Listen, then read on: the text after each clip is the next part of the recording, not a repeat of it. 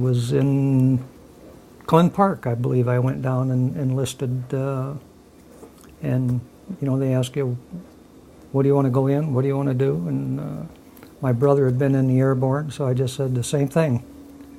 Just join the Airborne, and went to Michigan to be inducted. That was miserable. Here I am, just a kid, and we're going through. You go in and you get, I don't know how many shots, but you get a lot of them, going just a line like a herd of cattle, and great big guys, I mean, much older than me, and who had been drafted were passing out. And I was kind of surprised. I don't know if I'd ever had a shot. I probably had, I don't know, but don't remember them. But to see these great big guys just getting a shot and bang, down on the floor. We started out with over 700 guys in the class. Back then there weren't any girls. And I think we ended up with a little over, just under 400. That many guys don't make it through. They get afraid, and or they don't make the training, and most of them decide they don't want to jump out of an airplane. So you make 5 jumps, and then you're a certified airborne soldier. The hardest part is the towers. You go up a tower and you jump, and you come down. You're on a steel cable, but the first jump, the first 15 or 18 feet, it's a free fall. And then that line snaps you, and down you come. They couldn't jump off. They just froze. I mean, guy after guy after guy after guy couldn't make that step. And that's where most of the people who didn't make, that's where they failed.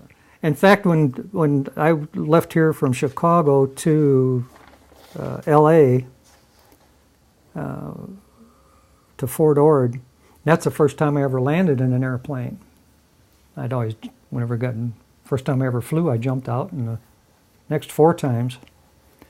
And we got to L.A., and it was an extremely rough landing.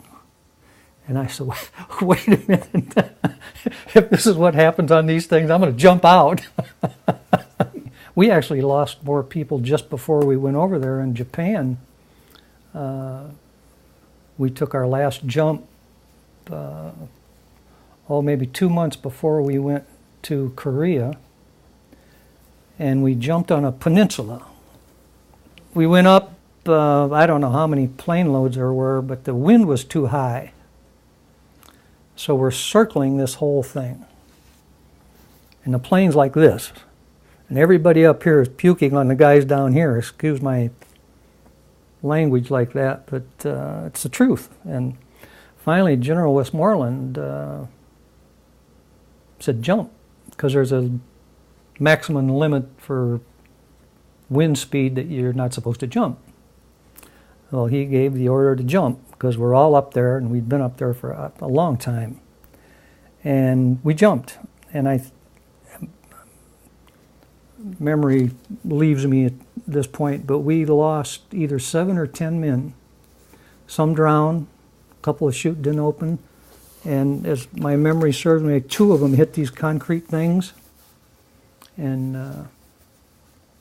they didn't survive. So that was another issue that I never understood. What was so important that we had to jump?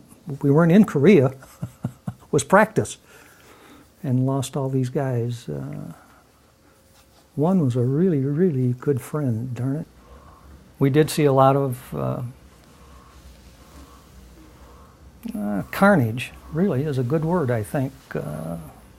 They'd send these guys up on that hill, and some of them would come back that night, just tore up. When we first got there, I'm wondering, why? Why do we keep sending people up there, and they just,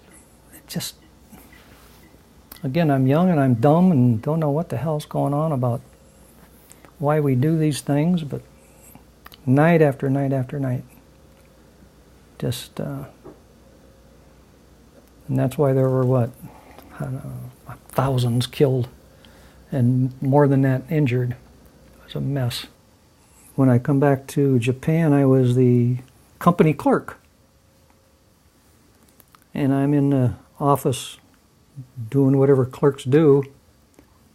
And the football coach came in and said, can you type this up for me? It was a whole list of players that were on the team or going to try out for the team. And this guy's an all-city, this guy's an all-state, and this guy's this, all kinds of things. And so I got it all typed up, and I went out to the field and gave it to him. And in the meantime, I knew a couple of the guys, and I was tossing a football around with them and playing catch.